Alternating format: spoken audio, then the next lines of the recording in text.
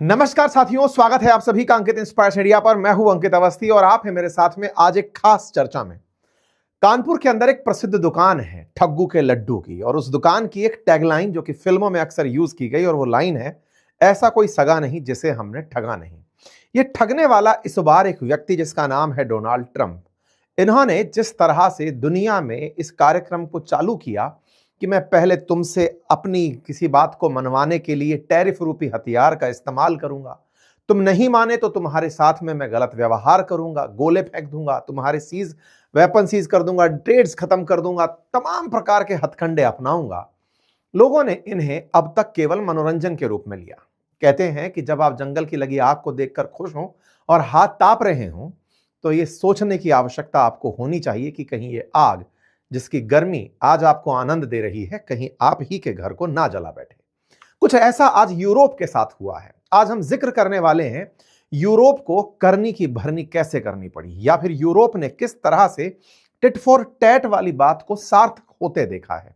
कैसे आज European countries खुद अपने ही जाल में फंसते हुए, खुद बर्बाद होते हुए दुनिया को दिखाई दे रहे हैं।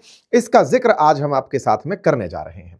साथियों, आप सभी को ध्यान होगा कि भारत और चीन पर अमेरिका ने टैरिफ केवल इसलिए लगाए थे क्योंकि आप रूस के साथ व्यापार करते हैं। उस दौर में यूरोपियन कंट्री अमेरिका के साथ चिपक कर खड़े थे और कह रहे थे कि यूक्रेन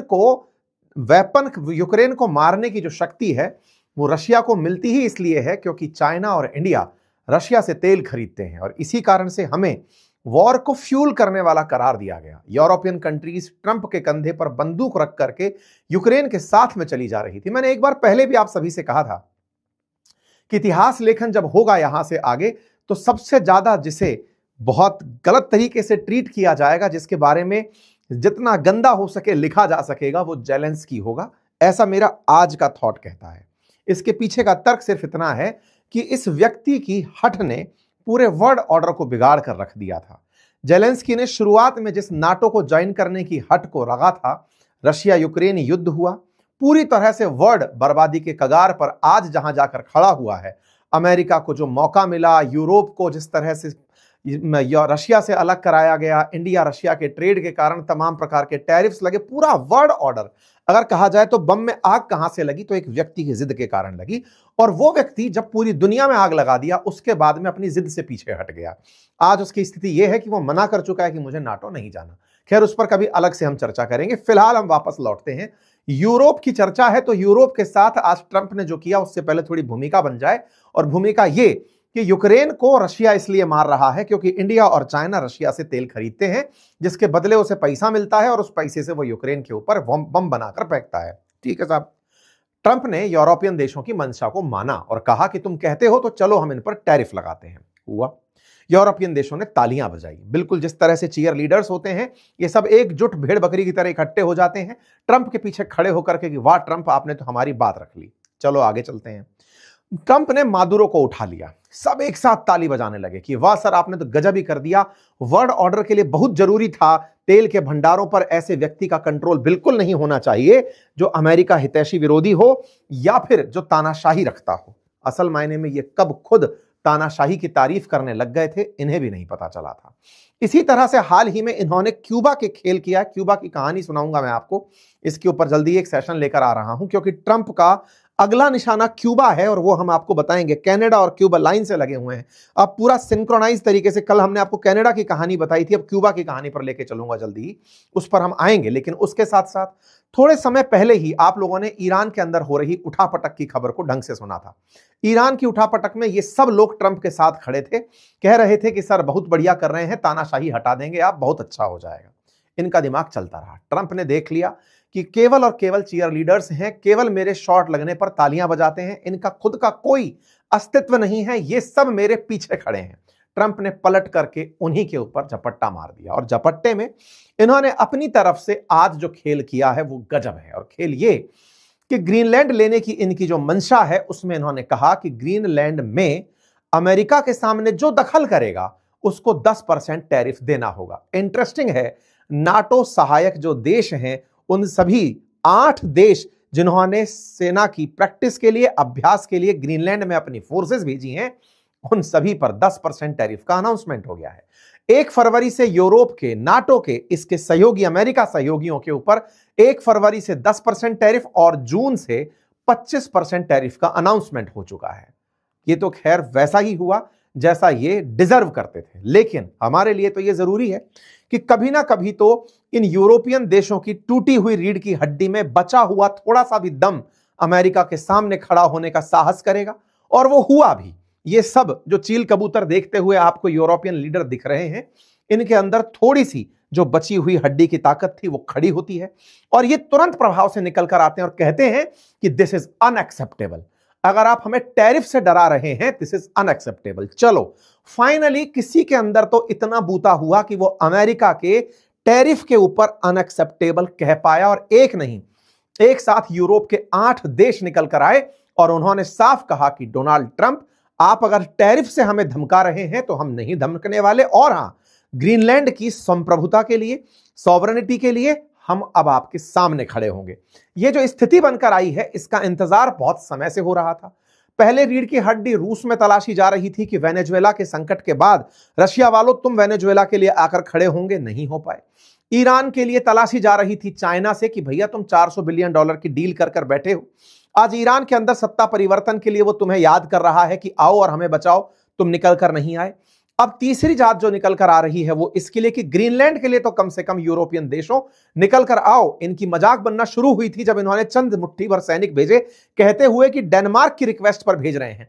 ये तो मजाक खेल रहे थे, ट्रंप ने सीरियसली लेते हुए इनको भी 10% टैरिफ से जब टिका दिया तो इनके अंदर का बचा हुआ स्वाभिमान बाहर निकल कर आया कि अरे ये तो हमारे साथ बेइज्जती हो गई, और बेइज्जती हो गई है तो अब तो हम इसके खिलाफ नहीं बोले तो लोग इतिहास में ये भूल भी जाएंगे कि कभी विश्व की ताकत ब्रिटेन और फ्रांस हुआ करते थे। इन सब के अंदर की निकली हड्डी वापस बाहर आई। ईयू के एम्बेसडर्स मिले और सबने मिलकर के एकजुट होकर के ट्रंप के खिलाफ मोर्चा खोल दिया कि आप अगर टैरिफ खेलना चाहते हो तो अब डेनमार्क की सुरक्षा और ग्रीनलैंड की सुरक्षा के लिए सब साथ खड़े हैं। आइए इस पूरी साथ की गणित को एक कल से लेकर आज तक में जो घटा है वो मैं आपके सामने लिए चलता हूं। ये है ग्रीनलैंड के अंदर वो ग्रीनलैंडर्स जो प्रदर्शन कर रहे हैं इस बात का अमेरिका के सामने, अमेरिका के जो सैन्य ठिकाने हैं उनके सामने, कि ग्रीनलैंड बिकाऊ नहीं है, ये हमारा क्षेत्र है। ग्रीनलैंड के अंदर लोग रहते हैं, ये तस्वीरों से आज आपको दिख जाएगा, और शायद ये जो जनता यहां पर दिख रही है ये लगभग 1/4 आबादी है ग्रीनलैंड के लोगों की, जो यूएस के जो सैन्य ठिकाने हैं उनके बाहर प्रदर्शन कर रही है। खुद प्रधानमंत्री जो ग्रीनलैंड के हैं वो निकलकर यहां प्रदर्शन कर रहे हैं। हमने ग्रीनलैंड पर अपडेटेड जानकारियां लगातार आपको हमारे एक और अन्य यूट्यूब चैनल अपनी पाठशाला पर दी है। सामान्यतया ऐसा होता है कि जब घटनाएं बन रही होती हैं, पक रही होती हैं, बहुत ही नेसेंट फेज में होती हैं, तो उन्हें मैं अपनी पाठशाला पर लेकर चल रहा होता हूं, और जब वो बहुत बड़ी बन जाती हैं उन्हें मैं फिर आपके सामने अंकित इंस्पायर इंडिया पर ले आता हूं। तो अगर समय मिले तो आप उस चैनल को सब्सक्राइब कर सकते हैं, क्योंकि उसके अंदर जो भी धीरे धीरे परिपक्वता की तरफ घटनाएं घटित हो रही होती हैं। वेनेजुएला भी लंबे समय से हम कवर करते आ रहे थे, जब घटित हुआ तब यहां लेकर आए। ऐसे ही ग्रीनलैंड भी वहां पर लंबे समय से लेते आ रहे थे, अब जब कुछ बना है मसालेदार चीज तो हम यहां पर आपके सामने लेकर आए। ये प्रधानमंत्री हैं, इनके बारे में मैं बता चुका हूं। ग्रीनलैंड एक ऑटोनोमस क्षेत्र की तरह बिहेव करता है, किंगडम ऑफ डेनमार्क के अधीन, जिसने इन्होंने कह रखा है कि डेनमार्क हमारे फेट को डिसाइड करेगा, लेकिन इन जनता की जो सामान्य जरूरतें हैं एक राज्य के मुख्यमंत्री की तरह ग्रीनलैंड के अंदर वो प्रधानमंत्री करता है। ठीक है साहब, यहां पर आपको ये दिखाई दे रहे हैं जनता को पूरी तरह से भाषण देते हुए ग्रीनलैंड की राजधानी न्यूक के अंदर सब भीड़ के अंदर लेकर खड़े और ट्रंप का विरोध करने जुटे हुए हैं। ये जो आबादी आप यहां पर देख रहे हैं ये ग्रीनलैंड की कुल आबादी का 1/4 है जो इस समय सड़कों पर प्रदर्शन करने के लिए आया हुआ है, और ये पूरी तरह से जो अमेरिकन कॉन्सुलेट है ग्रीनलैंड के अंदर वहां पर प्रदर्शन कर रहा है। यहां पर आप भीड़ तस्वीरों में देख सकते हैं, और ग्रीनलैंड में बसावट है इसे भी आप देख सकते हैं कि किस तरह से यहां पर लोग रहते हैं। चारों तरफ बर्फ है और उस बर्फ पर भी जाकर लोग रह रहे हैं। और तो और यहां पर प्रोटेस्ट करने वालों में एक बच्चा भी प्रोटेस्ट करने आया जो अपने जीवन का फर्स्ट प्रोटेस्ट कर रहा था। जितनी आबादी फिलहाल के लिए आपको यहां दिख रही है ये ग्रीनलैंड की कुल आबादी का 1/4 है। आंकड़ों के अनुसार 57,000 लोग ही यहां पर निवास करते हैं, और उनमें से अगर 15,000 के आसपास भी लोग यहां पर एकत्रित हुए हैं तो यह बड़ा नंबर कंसीडर किया जा रहा है। ऐसी स्थिति में इन प्रदर्शनकारियों का यूएस कॉन्सुलेट के बाहर प्रदर्शन केवल इस बात के लिए हो रहा है कि ग्रीनलैंड बिकाऊ नहीं है, हम आपके साथ नहीं जाना चाहते डोनाल्ड ट्रंप, हम डेनमार्क के साथ हैं। अब डेनमार्क ने क्या किया? डेनमार्क ने भी ठीक इसी तरह से कोपेनहेगन जो राजधानी है वहां पर लोग खड़े हुए और उन्होंने प्रदर्शन किया। पिछले सेशन में मैंने बताया था कि बड़ी मात्रा में बुजुर्ग आबादी आकर बाहर आई थी प्रदर्शन करने। अब थोड़ी यंग आबादी बाहर निकलकर आई डेनमार्क में यह दिखाने के लिए कि हम अमेरिका के खिलाफ हैं, डेनमार्क के साथ हैं, ग्रीनलैंड बिकाऊ नहीं है। इस तरह से कहते हुए बड़ी आबादी यहां पर जुटी और इन्होंने अमेरिकी एम्बेसी और बाजार के मेजर केंद्रों के सामने आकर के प्रदर्शन किया, दुनिया में यह बताने के लिए कि डेनमार्क खत्म नहीं हो गया है, डेनमार्क में भी लोग रहते हैं। लोग जान ले कि डेनिश पीपल्स भी कभी कुछ किया करते थे, कुछ उस तरह से लोग। हालांकि ये भी वो लोग हैं यूरोप के जो कभी ना कभी अपनी नाव लेकर के दुनिया में किसी देश पर राज किए होंगे। आज इनकी स्थिति ऐसी है कि जब ये पैसा कमाकर आराम की मुद्रा में पहुंचे तो इन्होंने जिस चौकीदार को बिठाया था ग्रीनलैंड पर कि बेटा तुम हमारे फार्म हाउस की रक्षा करना, उसने वो फार्म हाउस ही अपने नाम कर लिया। बिल्कुल उस तरह से आज ग्रीनलैंड के साथ हुआ है। अक्सर अमीरों के साथ बड़ा दिक्कत यही होता है, अमीर लोग थोड़े कम रह जाते हैं संख्या में। और अक्सर आप देखिएगा तो जो प्रॉपर्टी के जितने भी मामले आप सुनेंगे तो जो भ्रष्टाचार के पैसे से खरीदा हुआ सामान होता है, इतनी सारी जमीन जायदाद खरीद करके गांव देहात में लोग रख लेते हैं, करप्ट अधिकारी हो, राजनेता हो, तमाम प्रकार के जो लोग हैं, फिर जाकर किसी ना किसी को वहां पर बिठाते हैं। बाद में अधिकारी अपने पत्तों में तो कहीं रख नहीं पाता है और उसके मरने के बाद वो जगह उसी की हो जाती है। आज डेनमार्क के हालात भी ऐसे हैं, कभी इन्होंने दुनिया पर राज करके ग्रीनलैंड जैसी जगह पर जहां पर इंसान का निवास नहीं था उस पूरे आइलैंड पर कब्जा कर लिया था।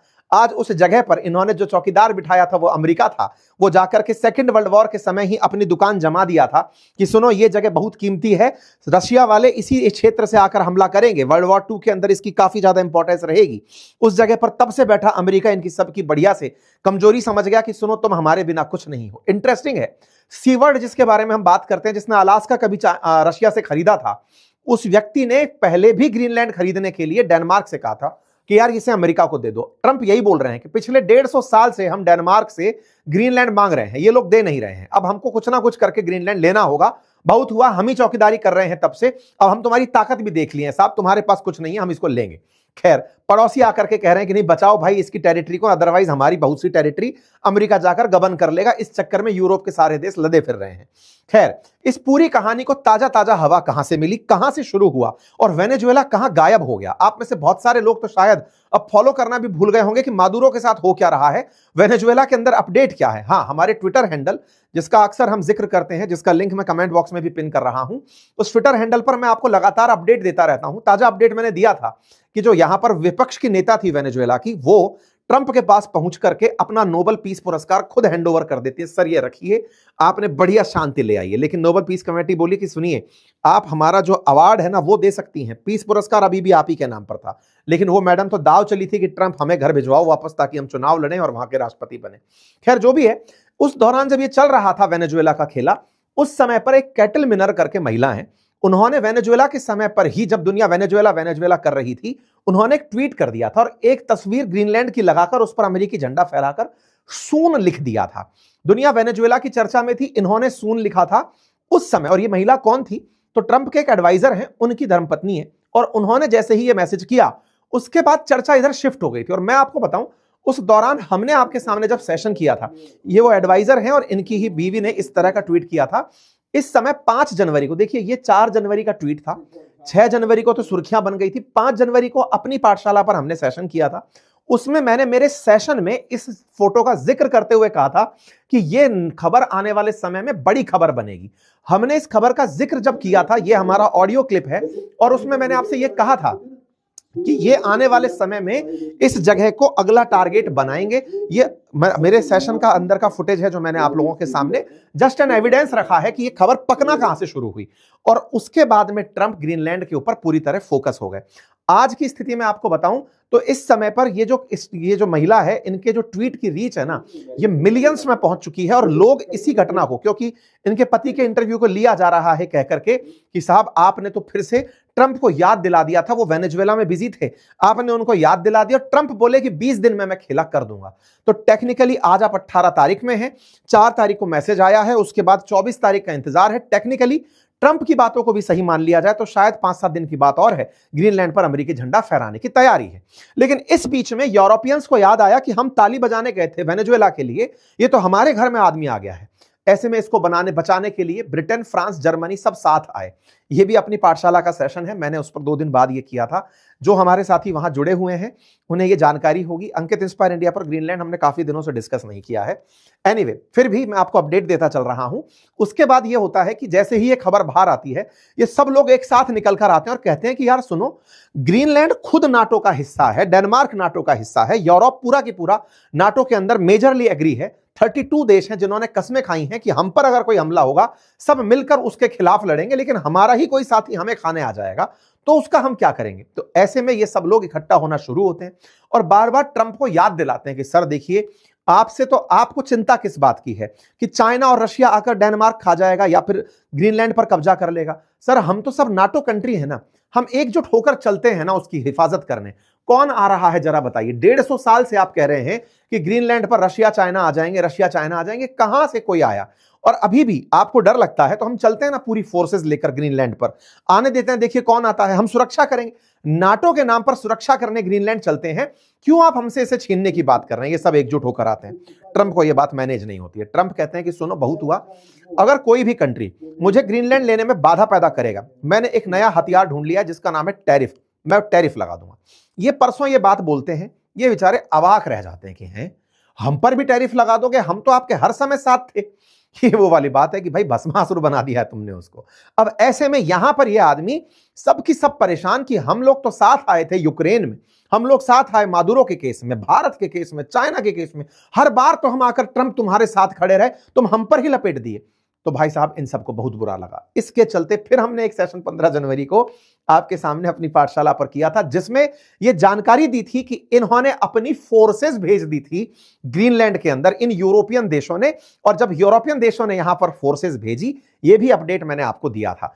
फोर्सेस भेजने की ये तस्वीरें हैं जिसमें यूरोप के देश यहां पर डेनमार्क के कहने पर तस्वीर फोटो वो भेज रहे हैं, सेना भेज रहे हैं। देखिए ये सब लोग क्या कर रहे हैं, बार बार ट्वीट इस तरह से डाला ताकि ट्रंप की निगाहों से हम बचे रहें। मैक्रोन कह रहे हैं कि डेनमार्क के कहने पर हमने अपनी फोर्सेस को आर्कटिक क्षेत्र में रिहर्सल करने भेजा है। ठीक है, जर्मनी, जितने भी देश थे, नॉर्वे, सब ने एक ही लाइन बोली, डेनमार्क के कहने पर हम फोर्सेस भेज रहे हैं। इनने सब ने फोर्सेस भेजी। फोर्सेस यहां पर गई शुरुआत में तो यह दिखाने के लिए कि हम तो केवल अभ्यास करने जा रहे हैं ग्रीनलैंड में अगर युद्ध की स्थिति बनती है, अमेरिका से नहीं। ग्रीनलैंड को अमेरिका ने कह रखा है कि ग्रीनलैंड में फ्रांस, उसका, रूस का और चाइना का संकट है, तो ऐसे में अगर संकट आता है तो उससे बचा कैसे जाएगा, उसका अभ्यास करने के लिए हम आए हैं। यहां पर सैनिक दिखाई देने शुरू होते हैं। ट्रंप को लगता है बेटा मेरी बिल्ली मुझको ही म्याऊ, मेरे साथ रहकर मेरे कारण से सुरक्षा पाने वाले तुम लोग, नाटो के पैसे पर सुरक्षा पाने वाले लोग आज मेरे खिलाफ अभ्यास करने आ गए हो। तुमको मैं जानता हूं, तुम रूस और चाइना के डर के लिए यहां नहीं आए हो, तुमको डर है कि अमेरिका यहां पे ना आ जाए, और तुम हो तो सभी सब लकड़ बग गए ना, तुम भी तो मीट लूटने आए हो, तुम भी तो चाहते हो ग्रीनलैंड का कुछ हिस्सा हमें भी मिले। भाई साहब ट्रंप इस बात से खिसिया गए कि अच्छा बेटा। इधर यहां पर युद्ध की रणनीति बनाते हुए कुछ तस्वीरें बाहर आ जाती हैं। यहां पर बैठ करके मेजर जनरल, जिन्होंने कभी अफगानिस्तान में अमेरिका के साथ मिलकर, डेनमार्क का मेजर जनरल जो जाकर अफगानिस्तान में अमेरिकी सेना के साथ में जाकर युद्ध लड़ा था तालिबान के खिलाफ, वो यहां पर सेना लेकर पहुंचा है। उसी के नेतृत्व में सारा अभ्यास चल रहा है। जब उसके नेतृत्व में सारा अभ्यास चल रहा है, मेजर जनरल सोरेन एंडरसन है, इनसे पूछा गया कि क्या आप अमेरिका के खिलाफ लड़ेंगे। इन्होंने कहा देखिए हम राजनीतिक बयानबाजी से दूर हैं और ये हाइपोथेटिकल सिचुएशन है फिलहाल के लिए तो, लेकिन हाँ हमारा काम दिया गया है कि हम अभ्यास करें, हम अभ्यास करने आ गए। युद्ध किससे लड़ना है नहीं पता, इसको तो पता है ये आदमी युद्ध अब भी नहीं लड़ेगा, बड़ा स्मार्ट आदमी है। युद्ध अभी तक के काल में वास्तव में पीस पुरस्कार के नाम पर युद्ध नहीं लड़ रहा है, ये आदमी स्मार्ट गेम खेल रहा है। मादुरो को उठाकर ले आया, ईरान में बॉम्बर B2 बॉम्बर फेंककर बम फेंकाया, जहां जाना होता है वहां पर जाकर के काम करके चला आ रहा है। युद्ध खुद के हाथ से शुरू नहीं कर रहा है। गाजा के केस में बेचकर चला आया गाजा को, इजराइल को धप्पा बोल दिया है, उसका भी सेशन लाएंगे हम कल। उसमें भी इजराइल के साथ खेला कर दिया इस आदमी ने। वहां पर एग्जीक्यूटिव बोर्ड में शामिल होने के लिए देशों से कहा है कि $1 बिलियन दोगे तो हम तुमको साथ में लाएंगे। गाजा का तो इसने जो हालत मचाया, मतलब ये आदमी एक नंबर का नेगोशिएटर बनकर आया भाई। ईरान और गल्फ कंट्री, GCC कंट्रीज जो है ना, उनको इसने इतना त्रस्त कर लिया कि मैं ईरान पे गोला फेंकूं, वो सब बोले सर मत मारो, ईरान को अगर आप मारोगे वो हमको मारेगा, हमारा पूरा ट्रेड रुक जाएगा। भाई साहब उल्टा ऑफर दे दिया कि बेटा ऐसा है कि अगर मैं उनको मारने गया, ईरान को मारा, तो वो तुमको मारेगा। तुमको बचाना चाहते हो अगर तुम, तो मैं गाजा लेने जा रहा हूं, चुप रहना। भाई साहब ये बेचारे इसके दबाव में आकर के ये सारे जीसीसी कंट्री जो मुस्लिम वर्ल्ड के बने घूम रहे हैं ना, अपने आप में सब चुप्पी मारकर बैठ गए। गाजा की खबर सुन रहे हो आजकल? कहीं कोई खबर नहीं आ रही। ये आदमी कंप्लीट गाजा बेचने के प्लानिंग में चल रहा है, क्लीन स्वीप कर रहा है, वहां पे सफाई मरा दे रहा है, इजराइल को भी साइड में हटा दे रहा है कि सुन गाजा पे मैं बैठूंगा। और अच्छा, गाजा का जो स्ट्रेटेजिकल लोकेशन है वो बड़ा खास है, मेडिटेरेनियन सी के बिल्कुल पूर्वी किनारे पर अगर अमेरिका का बेस हो, इससे बड़ा क्या होगा? मिडिल ईस्ट में आज अमेरिका को इजराइल झेलना पड़ता है क्योंकि उसे मिडिल ईस्ट पर अपना कंट्रोल रखना है। वो कह रहा है मैं खुद का बनाऊंगा शहर, तुम क्या कर लोगे? ये अलग चल रहा है भाई। ये नेगोशिएटर तगड़ा है। मोदी जी को बोला था इज ए ग्रेट नेगोशिएटर, लेकिन सीख गया है ये। ऐसे में भाई साहब इन्होंने अपनी तरफ से कल निकल करके बढ़िया मुंह धो करके ट्वीट मार दिया कि सुनो सेना भेजने वालों, तुम्हें लगता है कि तुम बढ़िया से ग्रीनलैंड की हिफाजत कर सकते हो? तुम्हारे पास 2 कुत्ता गाड़ी हैं डेनमार्क वालों, जिससे तुम वहां की सुरक्षा करने की सोचते हो। अंदर तक जानता हूं कुछ नहीं है, तुम्हारे हींग की कोथड़े में बांस ही बांस है। ऐसे में 8 देश मैंने देख लिए हैं जो डेनमार्क का साथ दे रहे हैं। Denmark, Norway, Sweden, France, Germany, UK, Netherland और फिनलैंड। सब समझ जाओ तुम सबके ऊपर मैं टैरिफ का गेम खेलूंगा। 10% टैरिफ 1 फरवरी से, साथ देने की कीमत, क्योंकि तुम लोग नहीं चाहते कि डेनमार्क हमें ग्रीनलैंड दे, तुम उसे उकसा रहे हो। लो बेटा 10% टैरिफ दो। और हां, यही स्थिति बनी रही तो 1 जून से 25% टैरिफ देना होगा। भाई साहब ने धमकी भरा पत्र जारी कर दिया। यह धमकी की कल्पना कभी भी यूरोपियन देशों ने नहीं की थी कि यह हमारे साथ कैसे कर सकता है। ये बेचारे सबके सब देश, ये तो चीयर लीडर्स थे, ये तो ट्रंप के साथ वाह ट्रंप वाह के नारे लगाया करते थे। G7 में खड़े होकर के अपने आप को बड़ा सूटेड बूटेड समझते थे। कल मैंने आपको कनाडा के हाल बताए थे कि मार्क कार्नी कैसे चाइना जाके शरण लिए, प्रभु बचा लो हमको, हमारी बेइज्जती हो रही है। अब ये सब के सब मैं आपको बता रहा हूं, यहां से आगे आने वाले समय में हो सकता है ये सब के सब जाएं और चाइना रशिया से खुद जाकर कहें कि सुनो यार हमें साथ ले लो, क्योंकि वो आदमी हमें खाने निकला हुआ है। और मैं आपको बता रहा हूं, अगर ये हालात बने रहे और ट्रंप नहीं सुधरे तो दुनिया में जैसे ट्रंप अभी टैरिफ खेल रहे हैं ना, इसका रिवर्स खेला होगा। रिवर्स खेला होगा, दुनिया के सारे देश लामबंद होकर के एक्सपोर्ट बैन मार देंगे। अमेरिका को जो मेजर एक्सपोर्ट करने वाले कंट्री हैं, Canada, Mexico, European union, China, अगर ये सब एक हो जाएं एक बार में और ये सब कहते हैं कि अमेरिकियों तुम्हें हम सामान बेच ही नहीं रहे, तुम्हें हमको धमकी क्या दे रहे हो? भाई आज मैं आपको बताऊंगा कि यूरोप कितना ट्रेड करता है अमेरिका के साथ में। अगली स्थिति जो बनेगी ना, ये एक्सपोर्ट पर टैरिफ मार दें तो अमेरिकी वैसे ही खत्म हो जाने हैं। खेला अब उल्टा चलेगा, लेकिन ट्रंप अभी इस खेले के लिए लोगों को इतना उकसा रहे हैं, सबके हित हैं और सब यही सोच रहे हैं कि मेरा घर उसका घर जल रहा है तो मेरा क्या। लेकिन अमेरिका ने किसी को भी अलग से कोई एडवांटेज दिया नहीं। रशिया जैसा ट्रीटमेंट चाइना और इंडिया को दे दिया, रशिया जैसा ही ट्रीटमेंट अब यूरोप को मिल रहा है। पूरी दुनिया को तो दुश्मन बनाकर बैठ गए, और जब बैठ गए तो तुम्हारे साथ में कोई भी एक्सपोर्ट करने वाला देश नहीं बचेगा। और ट्रंप अब जो खेला खेल रहे हैं, यूरोप के साथ उन्हें नहीं खेलना चाहिए था। $1.5 ट्रिलियन का व्यापार है यूरोप के साथ में। अमेरिका के 4 ही बड़े ट्रेडिंग पार्टनर्स हैं, उनमें मैक्सिको, कनाडा, चाइना और EU। इन चारों को अगर एकजुट होने का इन्होंने मौका दे दिया तो ब्रिक्स यूनियन बने ना बने, ये एक्सपोर्ट यूनियन बन गई तो अमेरिका वैसे ही घुटने के दम पर आ जाएगा। खैर देखते हैं, ये तो कयास है, आगे क्या होगा। फिलहाल के लिए इन्होंने जैसे ही ये खेल किया, इसके बाद में ग्रीनलैंड के ऊपर इन्होंने कह दिया कि सुनो तुम साथ देते हो तो बढ़िया, अदरवाइज मैं ग्रीनलैंड खरीदने का प्रस्ताव बना चुका हूं। और 150 साल से अमेरिका के राष्ट्रपति प्रयास कर रहे हैं। तुम लोगों के सामने जब भी प्रस्ताव डालते हैं, तुम कहते हो नाटो के सामने सब सुरक्षित हैं और हम पीछे हट जाते हैं। ये अब हम सुरक्षा नहीं करेंगे, हम लेंगे। इस बात पर साहब मैक्रोन बाहर निकल कर आए। मैक्रोन के अंदर तो बहुत लंबे समय से इस बात के चूने काट रहे थे कि मैं कैसे ग्रीनलैंड की हिफाजत के लिए बाहर निकल कर आऊं। असल में क्या है, फ्रांस के अंदर ना वो वाले नवाबों वाली फीलिंग है कि हम पहले तो कभी महान हुआ करते थे, आज नहीं तो क्या। पहले बादाम खाते थे, आज हम मूंगफली खा रहे हैं तो क्या। तो ये भाई साहब वो स्थिति में है। इन्होंने आते ही अब ट्रंप को अपनी तरफ से धमका दिया। इन्होंने कहा डोनाल्ड सुनो, अच्छा ये डोनाल्ड ही बोलते हैं भाई, बड़ा इंटरेस्टिंग है, ये मिस्टर प्रेसिडेंट वेसिडेंट नहीं बोलते हैं, मिस्टर डोनाल्ड। ये बिल्कुल उस अंदाज में एकदम कूल डूड आदमी है। अच्छा मैक्रोन जो है वो बोलते हैं कि सुनो भाई बात ऐसी है, तुम्हें अगर टैरिफ खेलना है खेल लो, हम आपके टैरिफ से नहीं डरते। Tariff threats are unacceptable and have no place in this context. तुम्हारी टैरिफ थ्रेट्स का हम पर कोई मतलब नहीं है। Europe will respond in a united and coordinated manner. Should they be confirmed, we will ensure that European sovereignty is upheld. Europe एकजुट रहेगा और ऊपर रहेगा। France is committed to the sovereignty and independence of nations in Europe and elsewhere. This guides our choice. It underpins our commitment to the United Nations of its charter. It's on this basis that we will support and will continue to support Ukraine and that we will build a coalition of willing।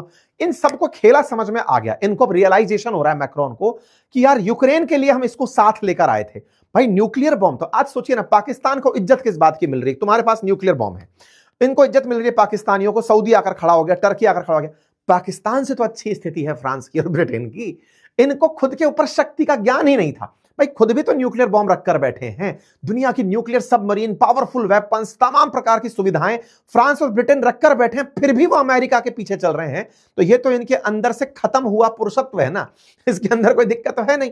इनको अब realise हो रहा है कि यार nuclear bomb तो हमारे पास भी है, और जब हमारे पास है तो हम किस बात से डर रहे हैं? हम अकेले भी तो यूक्रेन की मदद करने जा सकते थे, अमेरिका को साथ में क्यों लेकर आए?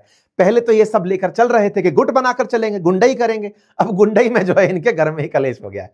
इसके बाद में निकल करके यूरोपियन यूनियन की उर्सुला वॉन डेन आती है, सेम वही, tariff would undermine transatlantic relation and risk a dangerous downward spiral. Europe will remain united, coordinated and committed to uphold its sovereignty. इनको अब यूरोप पर ही संकट दिखाई देने लग गया है। कजाकलास, कीर स्टारमर, अलेक्जेंडर स्टब, सब एक साथ बाहर निकल के धाम धूम जिन जिन के ऊपर लगा, सब एक साथ एक ही प्रकार की लाइन, जैसे सोशल मीडिया एक ही आदमी हैंडल कर रहा हो, इनका एक साथ सबके एक जैसे मैसेज निकलकर भाता है।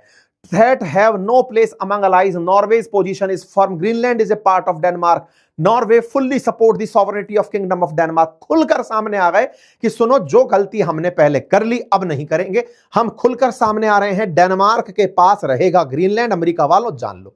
ये सारी बातें हो रही हो तो दिमाग में आपके प्रश्न बनेगा कि 10% टैरिफ कितना नुकसान देगा। आइए मैं आपको थोड़ा सा स्टैट्स दिखा देता हूं, उस पर थोड़ा सा फोकस करिए। 2024 का स्टैट्स है। अमेरिका यूरोपियन यूनियन के साथ $1.5 ट्रिलियन का व्यापार करता है, और उस $1.5 ट्रिलियन के अंदर यूएस एक्सपोर्ट करता है ईयू को $664 बिलियन और खुद इंपोर्ट करता है $811 बिलियन का।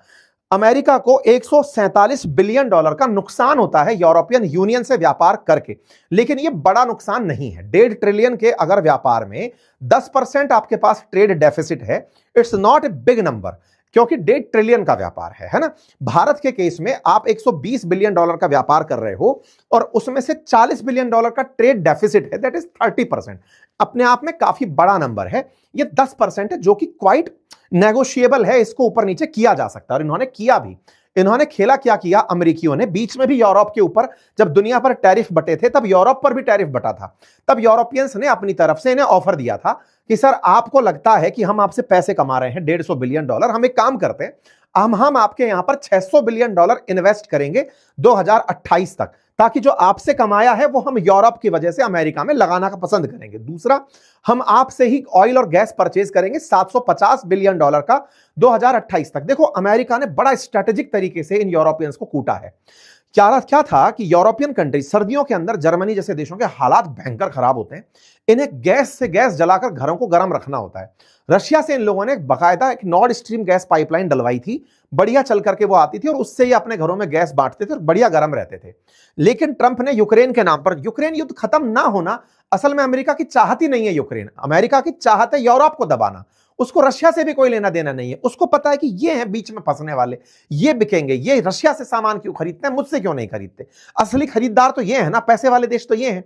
तो उसने क्या किया, सैंक्शन लगवाकर रशिया से तो गैस खरीदवाना बंद करवा दिया, खुद से शुरू करवाया। आप आंकड़ा देखें, $750 बिलियन का अमेरिका ने कहा है कि तुम हमसे गैस खरीदो। तो अब इनके पास में अमेरिका से गैस खरीदनी, तेल खरीदनी, सब वहां से खरीदो, पड़ोस की पड़ोस में से ना खरीद करके इनको यूज कर लिया। इनको यूज कर लिया किस तरह से कि तुम $150 बिलियन मुझसे कमाते हो। भाई तुम $150 बिलियन कमाते हो, इसकी एवज में 7, 6, 6, 12, 13, $1350 बिलियन, तुम 10 टाइम्स ज्यादा का इन्वेस्टमेंट ले जा रहे हो। अमेरिका ने चाल चली, ये यूरोपियंस को समझ में आया कि यार ये तो हमारे साथ खेला हो गया। ऐसे चलते में ये सब लोग अब खेल को समझ चुके हैं।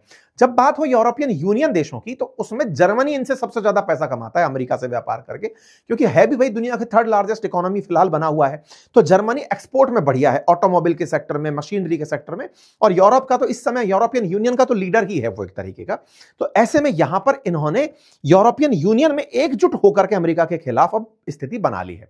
कोई बात नहीं साहब, ऐसे में ये खबर जब बनती है तो तब इस पर प्रतिक्रियाएं आना शुरू होती हैं।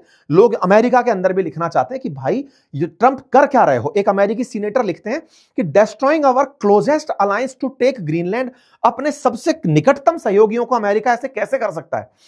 पूरी तरह से there is no credible reason to threaten to take Greenland. ये अमेरिका के अंदर न्यूज चलना शुरू होती है कि भाई इससे केवल और केवल पुतिन को फायदा हो रहा होगा, वो खुश हो रहे होंगे। आज तो इस खबर को सुनने के बाद इंडिया में बैठे लोगों को फायदा हो रहा होगा, खुशी हो रही होगी कि इंडिया ने जो स्टैंड लिया ना वो बहुत बढ़िया स्टैंड था, क्योंकि इस व्यक्ति के सामने अगर कुछ भी बोलते तो हम अपना नुकसान कराते। शांत रहे, अपने आप जल रहा है खुद की आग में।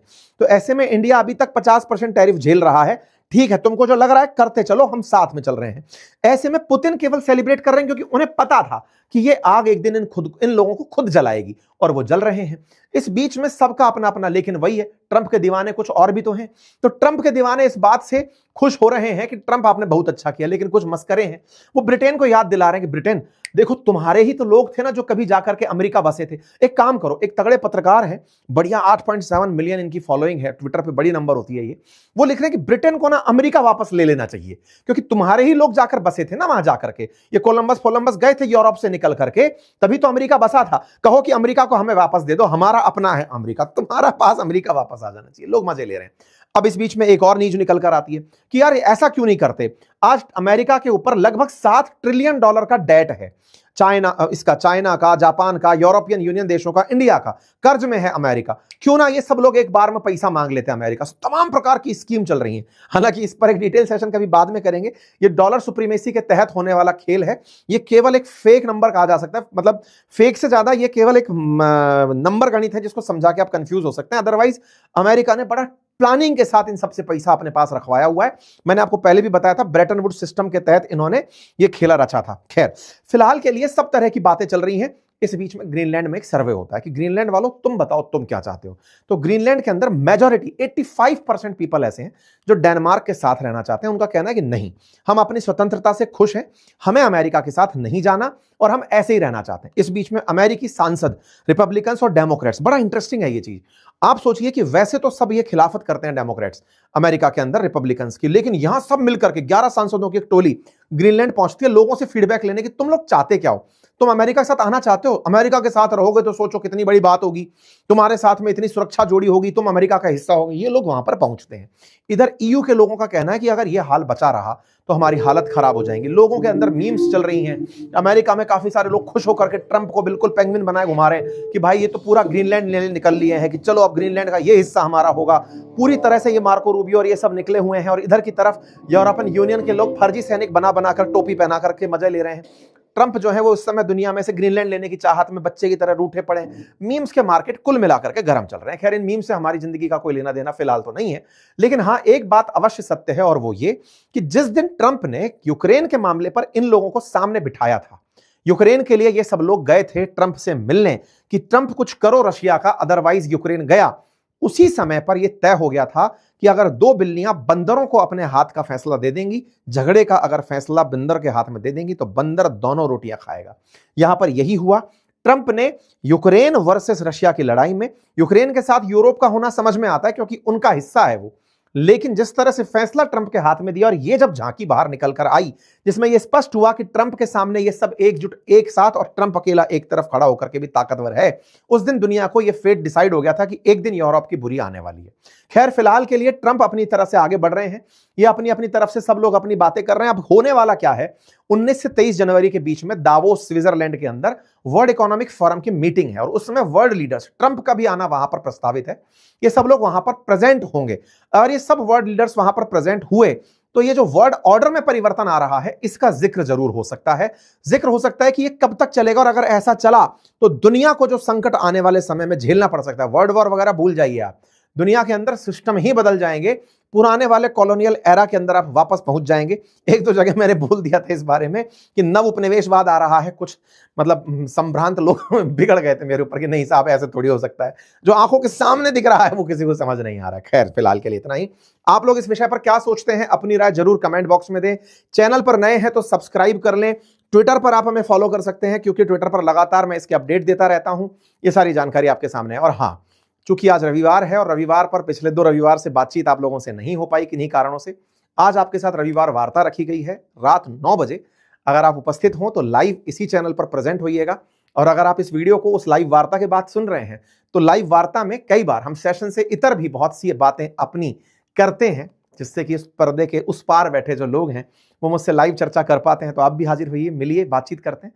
Thank you so much. और हाँ, चैनल को सब्सक्राइब करिए, बाकी हमारे कोर्सेज अपनी पाठशाला और बातें बाजार की पर जाकर चेक करिए। बेहतरीन कंटेंट, काफी इंटरेक्टिव तरीके से मैंने दोनों ही जगह पर पढ़ाया हुआ है, आप उन्हें देख सकते हैं। अगर आप म्यूचुअल फंड की बहुत अच्छी समझ चाहते हैं, स्टॉक मार्केट पर अपनी समझ विकसित करना चाहते हैं, तो आप बातें बाजार के एप्लीकेशन को जरूर देखें। धन्यवाद।